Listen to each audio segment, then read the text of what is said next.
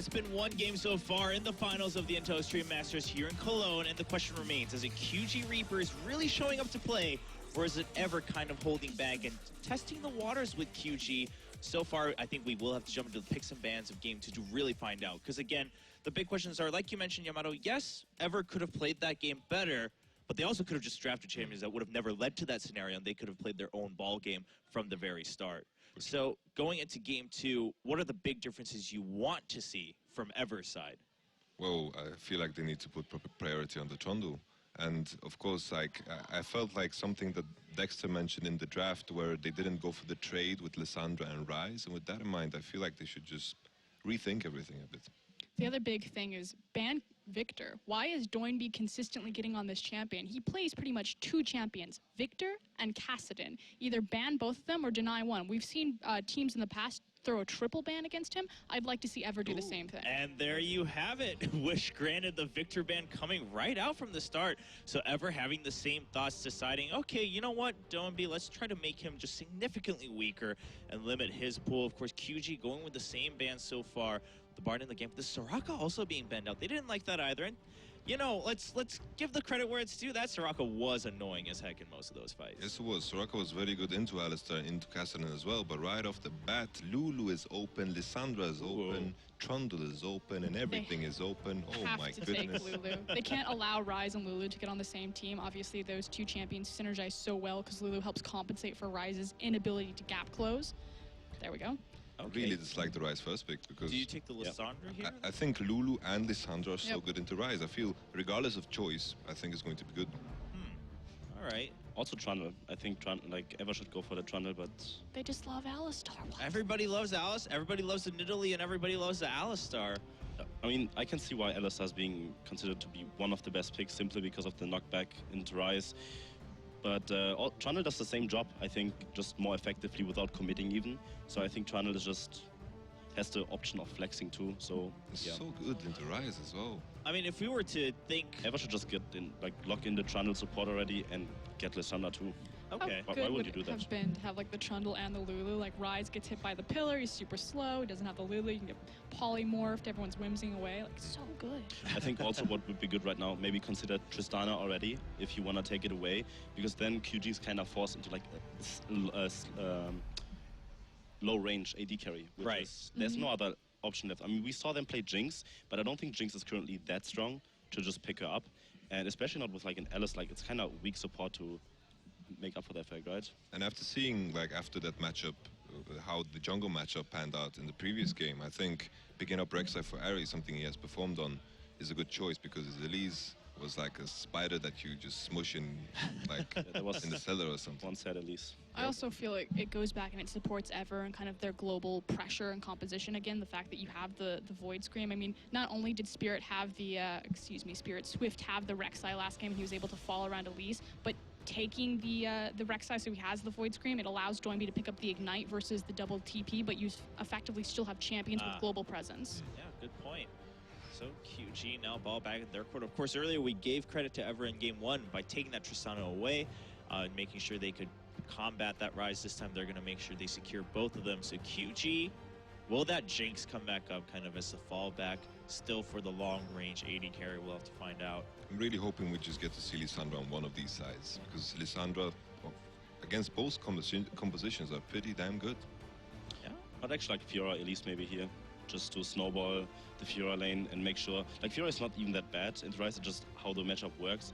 If Rise gets ahead, then the game is kind of over, right? Similar to the Jarvan thing. Yeah, it's just like how the matchup works. It's like jungle decided, of course, and we have seen both jungler play around top lane, but that small misplay just turned the entire game. And we see Lucian Lulu, obviously the Jugger Lucian comp was like really popular back in season 4 already in Spring Split.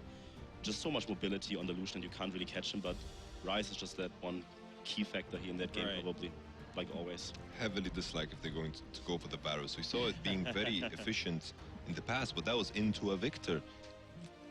Like, this guy, what is his name again? Varus is super good into Victor simply because, like, Victor doesn't have a powerful all-in, neither does Varus. Varus has a huge range advantage, so obviously it's good. So the fact that he's hovering it right now and Victor is banned, I do not like it at all, because the problem with Varus is his lack of mobility, and good luck. He wins the AP scaling. Yeah. Broken stuff right there. It's true, but looks like they're pretty set on it. And like you mentioned, of course, good performance on that Varus yesterday. The matchup's going to be distinctly different, not just in the lane, but overall composition-wise. QG still one role to fill, and it is going to be that jungle who's going to show up for Swift. I mean, lots of options all open. In fact, only Mundo really being taken out, and then, of course, Rek'Sai being taken by Ares forever. So it's like... So, jungle last week, what do you pick here right now? It's so open. I think they should just go for the elites for the pressure. No Kindred. The Kindred, Maybe, yeah, I was about to say. Oh, no. Why didn't we call The this? Nidalee, of course. How did we forget about this champion? Sandbagging is back. They are so uncomfortable with winning the first game, so they... To be fair, Nidalee's not going to do awful even if she goes even into the mid game against this composition, simply because you don't have a ton of tanks. They're fairly squishy since your top lane rides. It's not as bad as it could be. Right, let's give them credit where it's a fair point. Can be given. The composition perhaps a little bit better for Nidalee. Of course, you're still going to be able to help out with some utility there. You can kind of combat the poke with the Varus. Maybe we're reading into it a little too much, but they are picking it for a reason, I'm sure. The other really cool thing about Nidalee is she's pretty much the only champion that kind of in the level 1 can go and get deep vision with her traps, simply because of the cooldown on her W to get over the wall. Like, obviously other champions can jump over walls, but Nidalee's able to do it quicker. And we already saw that Swift is prioritizing getting in Ares' face. So we'll see if in the early level 1 that he makes the invade onto the red buff and starts laying down those traps to figure out where this Rek'Sai is, so he can be as obnoxious this game.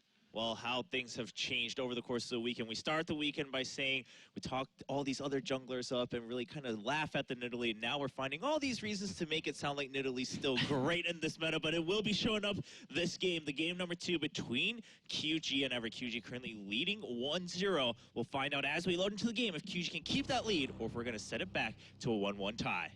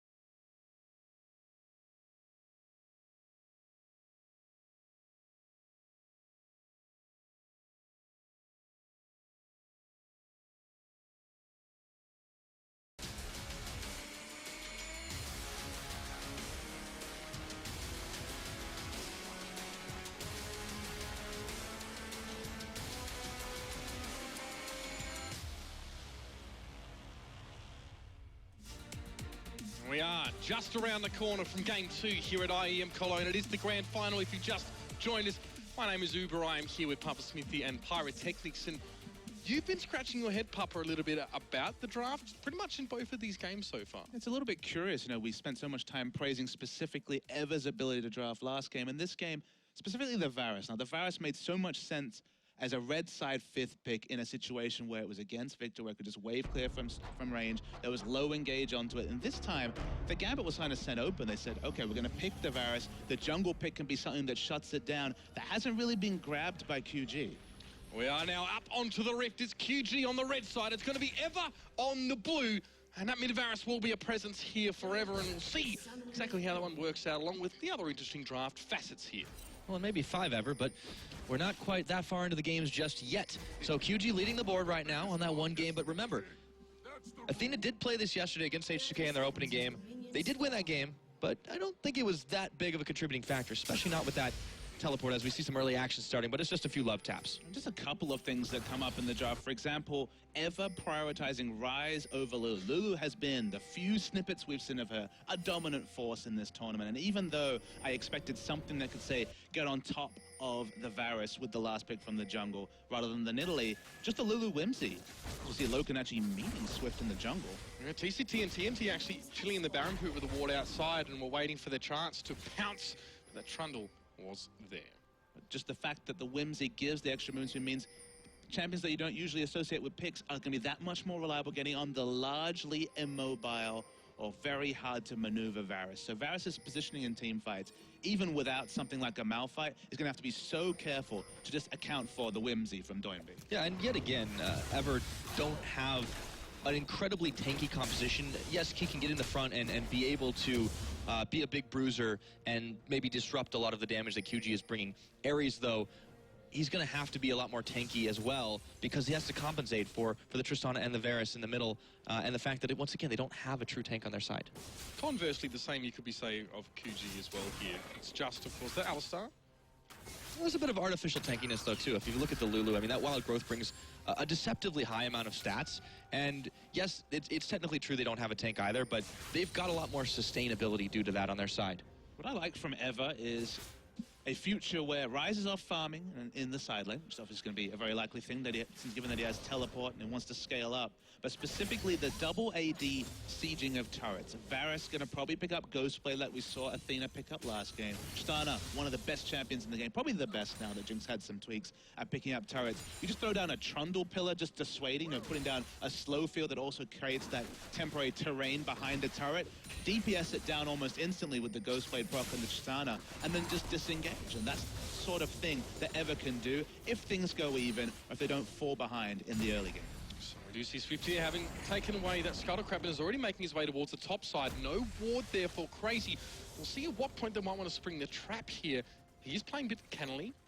V is also quite close up to him on that right side. He's got to play back. I mean, it's not so much that V's going to be able to assassinate him incredibly early, but he had the slight level advantage, and the fact that Vital was in a really inconvenient spot for Crazy meant he was going to be back. But yeah, right now, I'm going to focus a little bit more on the bottom as TCT does place a clutch ward down in spot key, but they had to know since he was missing, something was up, and Ares is having trouble with the red buff.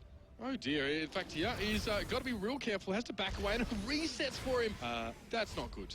Worried that there would be Krugs there. They hadn't spawned quite in time. They actually would have been DPSing him down if he had knocked them down as he came over the wall. So, lives to fight another day. Oh dear, could have been dicey for the man, but he'll escape potential embarrassment. Of course, Broken Shard is in the audience today, so Ooh, of course, that's a low blow, man. I'm sure he knows what that's all about. But V, again, posturing towards the top side again. How is it? It's like a wives' tale by now, really. We don't even know if it really happened or not. And Swift is on. We got footage. Swift is on the last pick, Nidalee. Love-hate relationship, and then some coming through from some of our analysts, Dexter in particular. Nidalee can assert a lot of pressure early, and so can Rek'Sai, but Nidalee can kind of snowball out of control. This is a as you mentioned, a low tank lineup that Nidalee can potentially still do damage in the mid-game, but you're going to have to see how this Nidalee goes. If it's a 0-0 Nidalee 15, 20 minutes in, it's not going to really justify giving it up as a red side 5th pick. Yeah, that's true. And, Swift is definitely making a little bit of his presence known, well, rather unknown, as he's sneakily doing a bit of counter jungling, get some ward coverage down in there just to make sure he can keep track of where Ares is on the map. And speaking of Ares, he has definitely been set a little bit further behind, not just by the red buff, but just back up. Yes, difference. Crazy's in trouble. You're a little bit too forward. He flashed with the javelin. Had already made its mark, and it's another pounce. And there is first blood for Swift. Crazy was smart to juke back the last time we saw Swift up top. The wraparound gank, though, very nice. And this is what you can do on Nidalee. You can power farm. You potentially have the dueling threat. He was 2 levels above just a moment ago as Athena. Going a little bit low there. Pressure towards him. He is going to have to flash away from that one. It was just Doinby trying to lock him up. So this totally validates that Nidalee pick. Burn 2 flashes, get the first blood. Swift's on a roll right now. Let's see if he can keep it up. He's there just having taken away that Gromp, and he really hasn't been able to be a factor so far. But in the bottom lane, it's TCT just briefly coming forward, channeling a little bit of the player that he was, of course, back in North America. And we expect to return ganks up top. You're soon going to have the grand challenge. Rise, no teleport, no flash. He's pretty much a sitting duck, especially as Swift has been power farming. Hasn't actually bought yet with 23 CS, and now a kill credit will be getting closer and closer to the Runeglaive. Swift, he's justifying the Italy pick, or at least contributing towards that with that early gank, as you mentioned. And he hasn't had to really do much more than go to the mid, go to the top, or rather, I suppose I should say he hasn't had to go to the bottom because, for whatever reason, TNT's been playing so far back, and yes, you can get the ganks off, but Loken's playing incredibly safe. Key's been on a roam. I feel like he should be going down there, and, you know, in fact, I'm going to revise my statement a little bit, because TNT is actually having a really, really rough time of this, and you shouldn't be losing in CS versus a Tristana. A really rough time, 5 CS, come on now. It was 10 a moment ago, so well, prove me wrong. The reality of minion waves sometimes means you can't be able to go up to contest. Oh, very quick reactions there from Loken to rocket jump away. Tentative stuff here as well, but we were seeing this again in the start of game number 1. Neither team really willing to take more damage than is maybe required or appropriate in that little space of time. You just see why junglers like Swift, like Spirit early in the tournament favor this Nidalee, because you were talking about what the jungler has to do. And there's champions like Rek'Sai that kind of have to relieve pressure. You know, often they'll be sitting in a brush using Tremor Sense ready for the counter game. Nidalee power farms, has hyper mobility, and is a great ganking jungler. She paid 2 visits to the top, power farmed, and was able to be around with an experience advantage, with a gold advantage, and now with kill pressure, just because her mobility is what defines early game Nidalee jungle. Right, and this has meant that Ever, especially Ares, has had to react rather than be proactive around the map, and it's given QG this early game edge. TNT goes in, and he finds Athena quick. Yep, that'll be a very, very quick kill for Swift there as a headbutt forward. Didn't go for the pulverize on the tower as well. He knew that he wanted to shift Athena away from that safe zone. No summoners means no ability to flash the headbutt, and the reality of Varus is an immobile champion is confirmed. Will that be a factor in the late game when warding is a bit more equalized? There's no defensive vision whatsoever on the bottom side coming through from Ever, but it's just a repeat. 2-0 QG, just the same story as the previous game.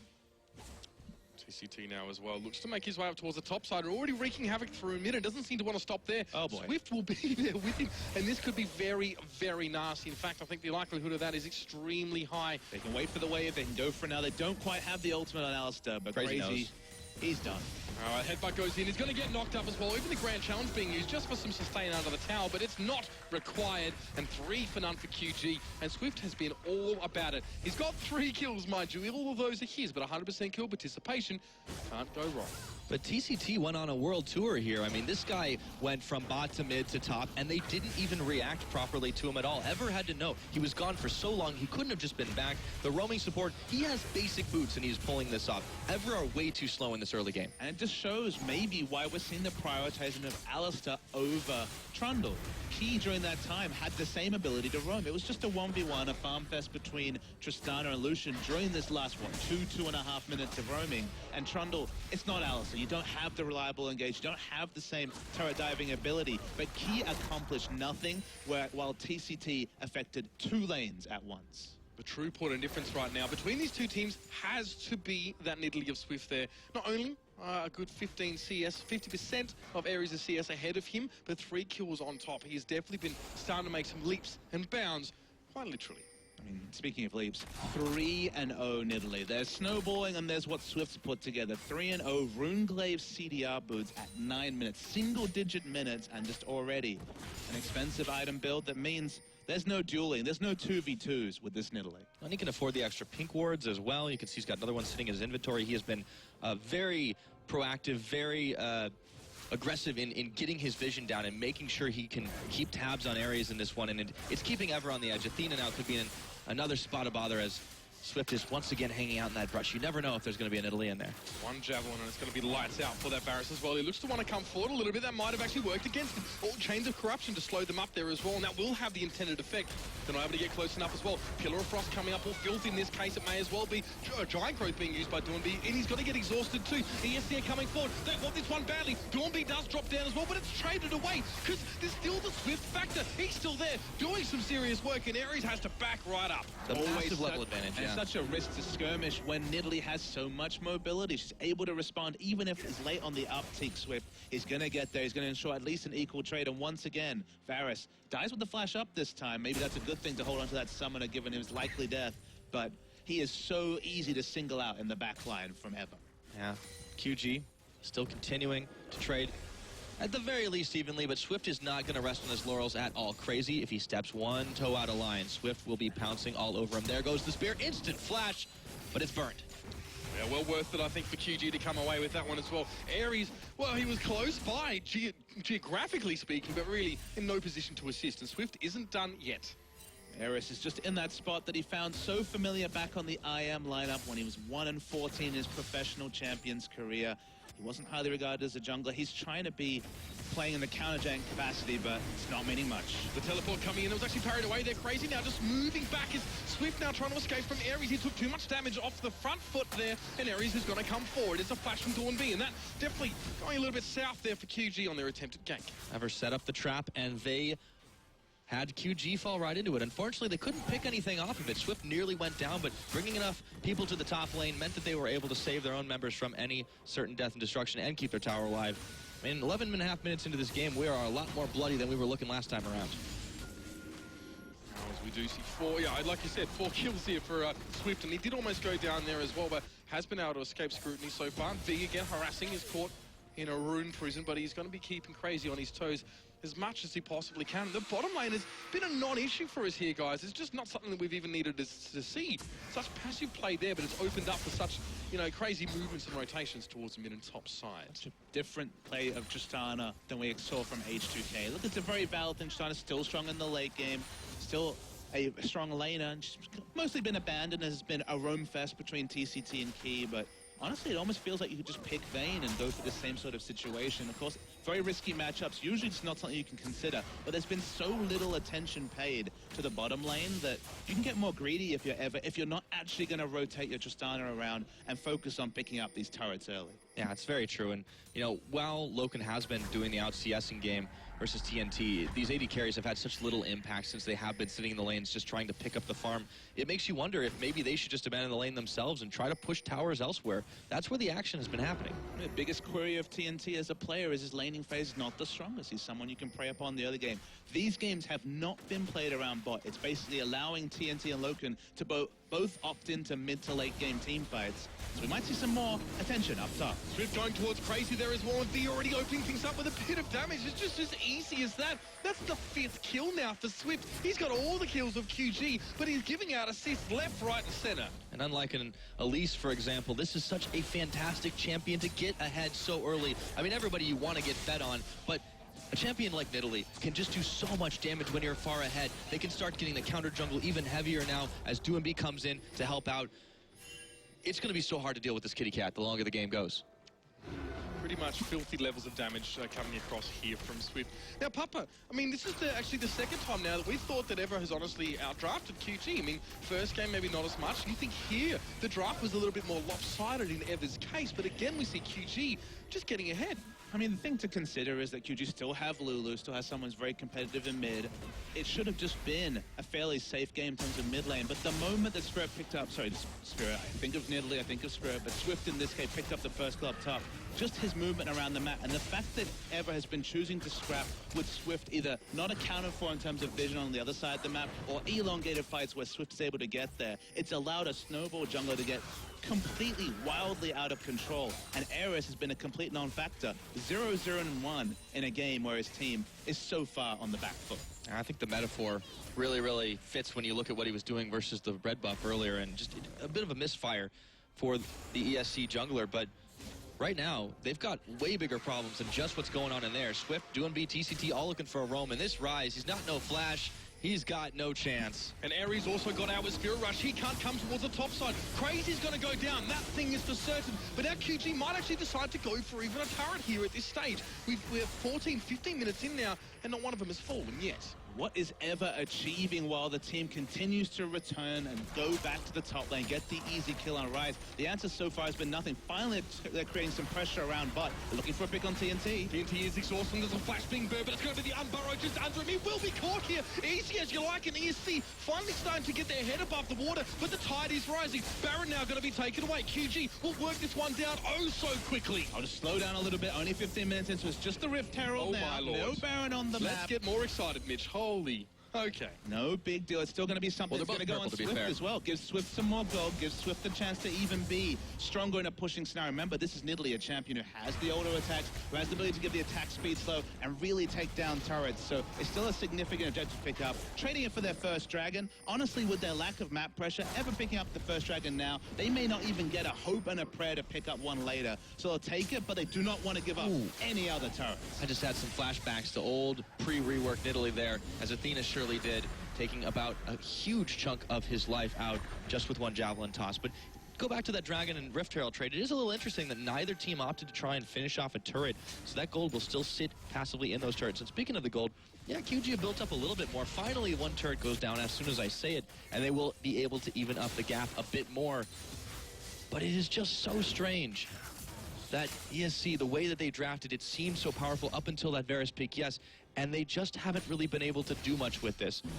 The real question, though, on the other side, that I really want to ask you, Papa Smithy, is with TNT, we know he's not a strong laner. We know that he comes in handy with the team fights.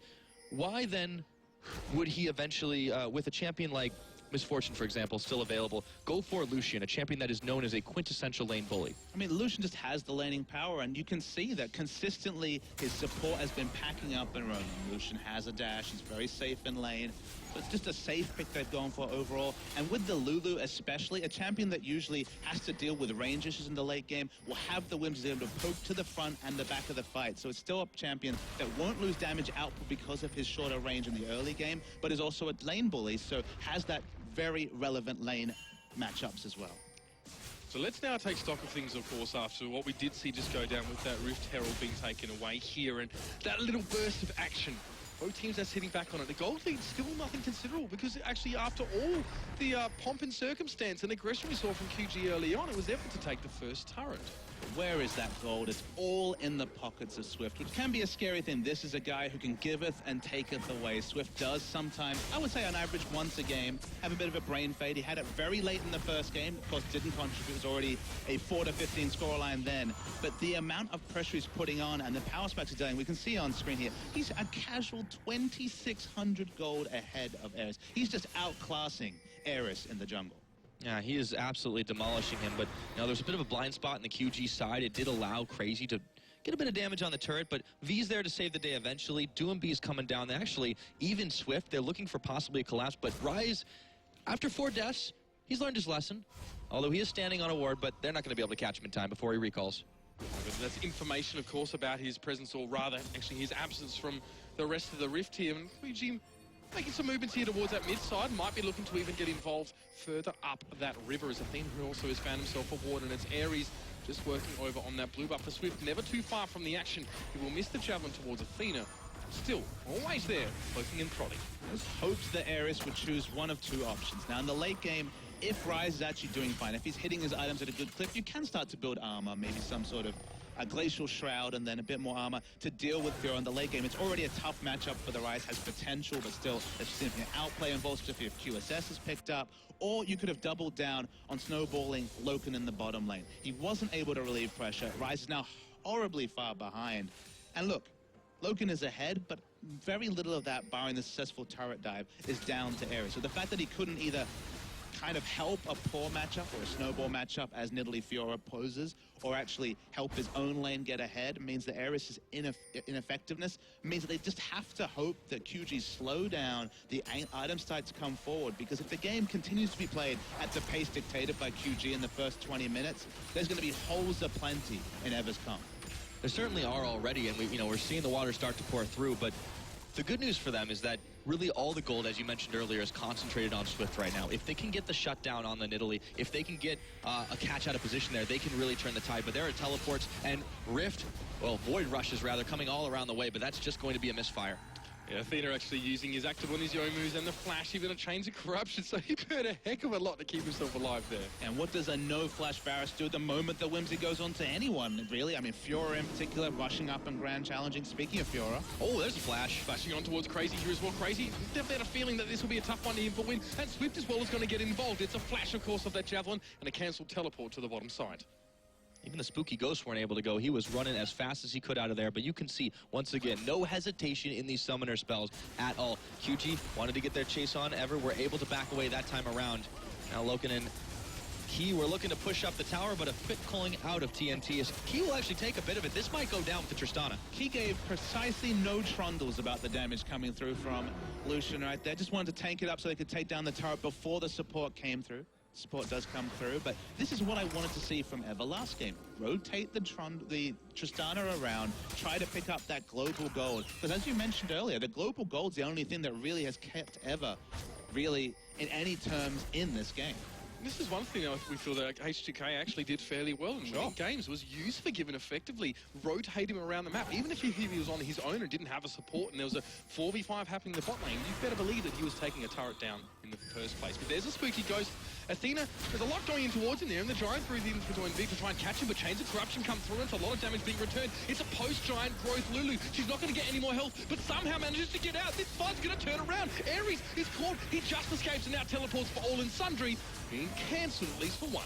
Such a close call for the QG members. And they almost even turned it around. Ares was so low. You can see how far behind he is. Even in optimal situations, they're able to chunk him down so fast. But QG get away completely this time. The downside is they will lose a turret here. That's going to be more gold in the pockets of Ever. Yeah, the damage has already started. Lulu's not going to be able to get there fast enough. In the top lane, we see the 1v1 should favor the turret coming down. Will there be more, though? Oh, Loken, he goes in exhausted, but he has enough damage, or does he? Knocked up, knocked back. He just can't get in there in time, and TCT, he saves the day this one. And he's got cooldowns up very soon as well. He won't be able to be killed by Loken, so he can just belt him around the head parts until he does actually fall over. It's going to be a rocket jump away for Loken to keep him alive. A very interesting flash there from TNT, but it did keep him on his feet at least. It was an insane play from both parts. The flash from TNT to stop there being a second auto attack to take him down, kept himself alive, and then Loken managed to buy space. Oh my.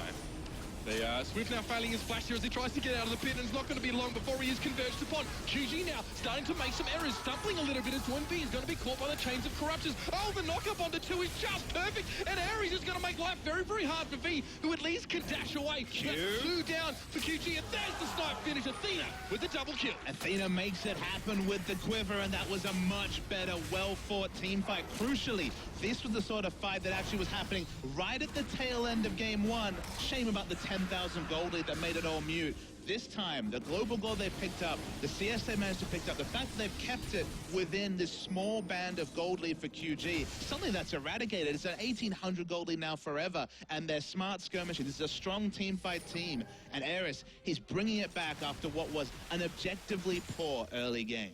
Just a brilliant baited trap right there. What we saw in the top lane didn't quite pan out earlier on in this game when the dive was attempted by QG. This time works out extremely well during the Dragon attempt. Swift, a little bit cocky, a little farther ahead. He goes in, he burns his flash, then he's able to jump the pit, but they collapse on him completely, and from there it turns around. The moment Swift is gone, QG Reapers don't have anything left in the tank, and Ever knowing this, are able to completely turn the game in their favor. One of the new things about this patch, the kill credit actually went on to Trundle. You might think, oh no, Trundle gets the shutdown gold. It's global gold now, of course. It's shared between the teammates, and everyone benefits from that shutdown. And that's why when you have a player like Swift that can make the hero plays, but can also do the head scratches, when they eventually do give up these sprees, it's significant for every member of Ever.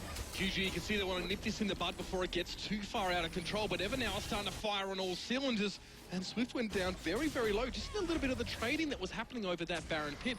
ESC have moved forward. They've established dominance here, and Crazy is also shoving straight down the mid. Crazy just wants to find farm, and he's just not looking for any sort of fight. He's just trying to pick up the CS and scale up, and that's the thing about Rise. He still will reach this war machine status later in the game. The machine gun will be activated, but for now, Crazy, he's just trying to avoid, specifically Fiora, but honestly anyone else whenever he can. Yeah, everyone on Ever knows exactly what they need to do, and they have been coming together as a team to bait QG into predictable tendencies, to be able to get them off of their backs. And, you know, it shows here what they've been able to pick up. They have, obviously, the Dragon priority, but they're still managing to keep QG away from it. They have 3 towers to the 0, so they have the impetus to pretty much just do whatever they want. About 60% of the map. And Athena, just seeing them pick up the list blue buff with the greatest of ease, of course, just shows how much of a mastery he has on this champion with that snipe he was able to accomplish earlier. QG now getting a little bit close for comfort here as V has found Crazy. They're going to duel Crazy, finally deciding it's his time to fight. But is it too early, or are there too many people involved? That might be the latter here. The grand challenge was activated and completed. V getting some health back now. Chains of Corruption went towards Dornby, but there's a knock up on towards 2. QG now fighting back. Team fighting, definitely their forte, and they're showing it here in true form. The 4v4 beginning with the face check onto the Fiora really was the death. Now, maybe if Tristana was there to mop up, if things would have been different, but in a 4v4 scenario with Rise dying effectively for free, QG, they're posturing towards Baron. They are looking for it indeed. And with 3 members down still on the side of Ever, Swift checks a little bit face forward, and Loken will plant a bomb right in front of him. Swift and Doomby are a little low here, but they can collapse in, and in goes TCT. Flash pulverize, the headbutt was beautiful. I think it goes back over the wall. Now Loken will probably be able to get away from this for the most part. But guys, notice that as well, of course, that we did see Swift destroy that tunnel because Ares was dead. He wouldn't be able to void rush back towards his Baron that QG had taken away. Tristana understands she can't go anywhere near that objective just now. Starting to walk over, Rise is far away, 3,500 health. This should be a QG Baron. No problem at all. 26 minutes into the game. Ever poking their noses around, looking to see if they can get a pick. There's the pillar. It's on to TCT, and Doomby a little low. Can they finish it? They can. 1 kill. They could continue going. They don't quite have the vision, though. Oh, they want to pick up as many exit kills as possible. But QG will be happy if it's just Alistair passed over to Ever. Damage definitely being done there, of course. The Baron being picked up. Athena still respawning in, having to wait now. Of course, he is up, but that is a big blow to Ever, who showed signs of a resurgence here. Point out as well, guys, 0 turrets so far for QG. They're all about taking the kills where they can get them. Even if it had been so many of them onto Swift at the start of the game, they're starting to share the load a little bit. 2 more kills onto V, and a Fiora at this stage of the game can get quite scary when ahead on the gold, especially when the counterpart, Crazy, has had such a hard time. He finally decided to fight, and it bit him in the behind in the worst way. And you can see why the analyst desk and a lot of coaches are just really hesitant to pick up this Varus. He is so prone to getting flashed upon, whimsied into. The moment flash is down, he has so many difficulties. Swift, no one saw that. Fat fingers lasagnas. No one saw it, as you mentioned, but the Varus, the upside, the snipes, we remember those, but you don't remember the fact that if ever the gap is closed between himself and one of the oncoming members from QG, just really contributes nothing. Now, we look back before, we started to say Ever now have brought back this gold lead. It looked like they'd dealt with a lot of the issues, but they had that gold lead, and it was small, about a K, but it was 3 turrets ahead of QG. Now, they're going to be picking those up, or at least they have the opportunity to do so. Baron is going to give them that capacity, and you can see them looking for more objectives to pick. I mean, no one's there to stand up to Fiora, specifically not the Rise. Nothing he can do, despite the fact that he has the teleport as well. So Baron buff plus Fiora should be split push advantage. If they can coordinate their lanes effectively right now, probably not in the right spot, given that Rise just chilling in the top lane, Tristana able to pick up the farm in bottom. But once they get the rotations in, the turrets will continue to come. 1 for TNT and more on the way, more on the menu for QG. Yeah, some of those just tokens to knock them over, but this will start to slide the gold in favor of QG as they already can see that lead turning around. Crazy takes a big calling, and TCT's around the side, making trouble again. They've managed to hold him up for a while. He's been forced to use that unbreakable will now, taking a lot of damage, but it really doesn't seem to leave a mark as he's trying to. That is a very big cow, and he's able to walk away. But Crazy there will finally put the damage down on towards him here. Response again from Ever, and QG lose the Alistair once again. And meanwhile, it's certainly clear on your screen. Fiora picks up a turret. That's all 3 outer turrets down. Suddenly, out of nowhere, a 4,000 gold lead. Tristana's a difficult one for her to lock down. Loken got the jump on that, though. He really got the spot very quickly. V could have dashed in at the right moment and just hesitated, and that's all it takes. But out of nowhere, you mentioned 0 turrets, what, 2 minutes ago? Suddenly 3, suddenly a gold lead. Suddenly something to fight over. That's the Dragon at this point. Execution heavy is what I would say about most Varus comps. This one in particular against a Lulu, a little on the crazier side. Speaking of, ooh, he could be in trouble. Damage. This is nothing. There's no one on this team he can stand up to in a split push sense between either of the teleport users on QG. Now it's going to be Ever taking away this Dragon here as well. And do not actually, it's the Death Dance being picked up for Athena here as well. Death Dance. Interesting damage reduction item. I guess there's not that much AD itemization that made sense. We mentioned this. It feels great with the Ghost Blade. After that, the Mirror Mount is fine. But there's just a limit to the items you can really pick up as Raz if you're not looking towards the lifesteal or just those other flat AD items. So QG's push has pretty much been stemmed past the first tier turret here, but Doomby is still drawing pressure from 2. Swift is coming in through the jungle trying to get his vision down. He actually throws the trap. It's going to be snapped by Ares. and Athena should be able to get this one, but QG still very much on the offensive this game. Not much attention being paid to the bottom side as Crazy goes to deal with V. We all know how that's going to end. It's a 2-1-6 Fiora versus a 1-5-3 Rise. It's not long enough into the game before that Rise is really going to be a massive threat. QG contesting this blue buff would have been kind of the final point in their planning. If they could deny the blue from Varus, because there's actually a very high mana cost on the Q coming through from Varus when it comes to the instant AoE wave clear from a very far range. They could keep that blue away. Maybe they'd have more of an easy time pushing. But for now, going to return to the split push game. It's a 4 teleport game. But remember, one of those teleports is on a Rise who's struggling against both Lulu and Fiora. And the other one's on a Varus, who isn't really wanting to be anywhere near either of those champions in a side lane either. Amongst all of this as well, it's safe to say, you know, Ever struggling a little bit there in those last few fights, but they've been leaning on those dragons as well a little bit as a crutch, and we spoke about that. You know, lesser form of pressure to be built up, but still it's a possibility. You don't think about it when you have 0 dragons, but when you have 3 and 4, then it's a possibility for Ever here as well. But it also is some place for QG to fight them. If Ever are, you know, are craving that 5-dragon potential win condition, that puts himself in a position where they have to fight QG head to head. Yeah, they're not so far behind on the gold game either, as Loken jumps in for TNT, and that's all she wrote. That was very, very quick there as well. And you can see there's items coming through here. Loken, you see why he's putting down such a hurting. The Bloodthirster coming into that event. Just returning to what you're saying is they're going to hopefully try and get another turret here at Ever. It's very low. They're going to pick it up. Ever wants to fight. They can't split push. We already mentioned both their teleport users are super far behind those of QG. They'll take team fights. That's why having 3 dragons, starting to threaten a 4th and a 5th one, might get them the team fights they're looking for, because otherwise they're going to be split to hell. And speaking of splits, V called his own off to try and defend this one here.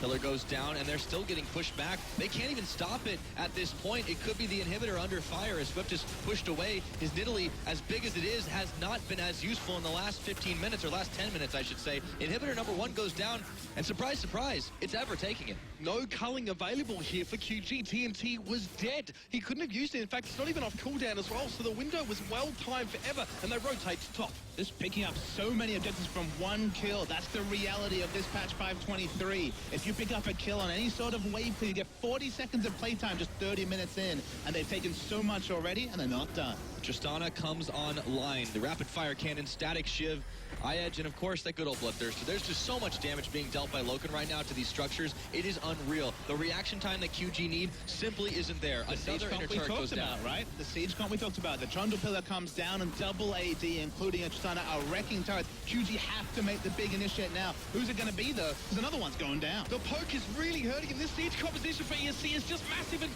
Swift is forced to use the Sonyas. It's a Culling coming out from Swift, but it's a Culling coming out from TNT, but Swift is almost caught there by the exhaust. PCT soaking damage for no reason, no follow-up available, and ESC looks like they can't be stopped. This is a team that was on the back foot, 3 minutes ago, and the game is over. Double AD, and Trundle is disgusting in the pushing game, and they've just pushed everything. This is going to be it. The Nexus now being contested as QG are trying to hold on as much as they can. Grand Challenge coming down. Ares will still survive through that, though.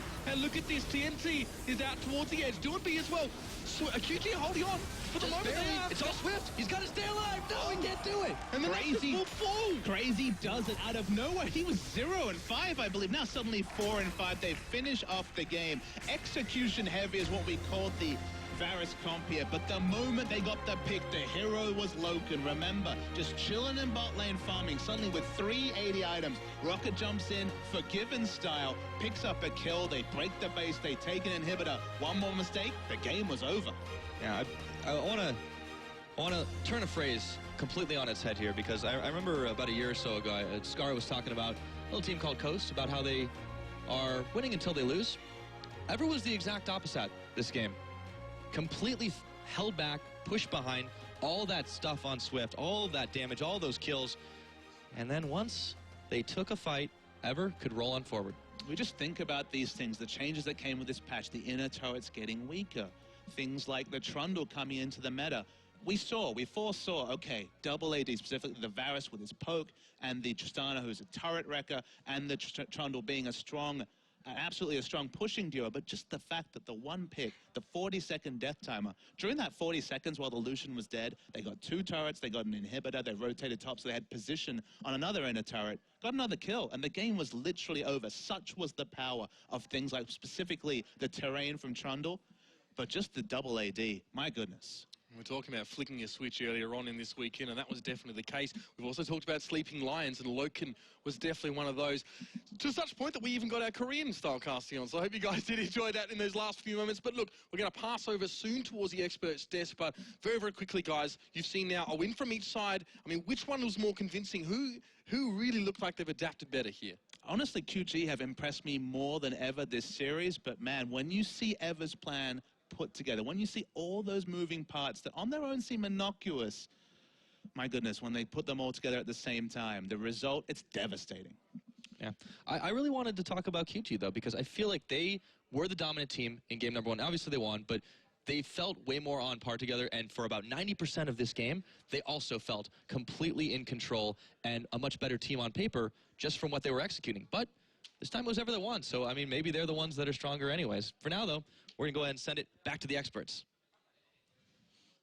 All right, well, game 2. You know, I was so prepared to open this segment up if QG1 and be like, so would you say that was an ideal showcasing of Nidalee and her power, et cetera, but they didn't win, so we're just going to forgo that.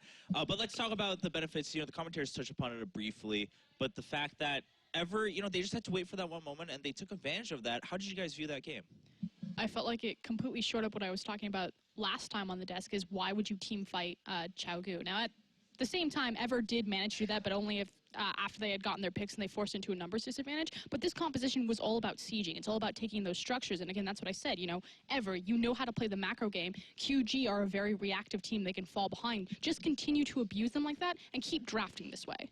To be fair, I think the biggest issue in this particular game was QG had this massive lead, but they failed to transition that into the mid game. The game slowed down. The game slowed down, and nothing happened for so long. All of a sudden, we see the CS advantage on Varus, and the Road of Ages is stacked on Ryze. Doesn't matter if he was behind earlier. In the end, he got a triple kill. Then we take a look at the Tristana. Has 1 item advantage on the Lucian. Tristana reaches level 18, and of course they're going to win. QG had the ball in their hand and just completely dropped it.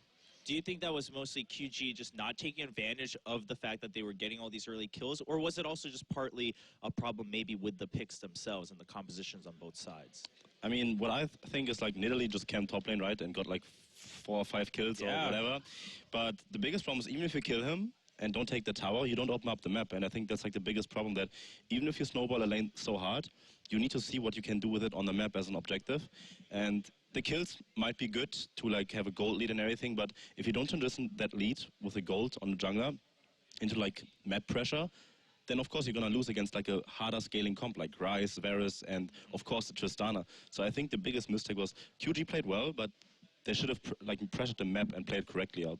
Yeah, I feel like the biggest issue in this game, we didn't see Fiora with this advantage. She was never pressuring a tower. At this point, when she has this advantage, she should pressure in the Ryze matchup. And also, the Lucian and the Alistar was also almost non-existent in this game. And they were grouping up mid, and Varus is just clearing the waves, and eventually, Tristana is a powerhouse. All right, so it looks like QG really just let it slip out of their hands. Of course, I think all of us knew that they had that early lead, but that means the series is tied 1-1. So we're back to square one in this best of 5. Who's going to take the lead in Game 3? We'll find out right after this.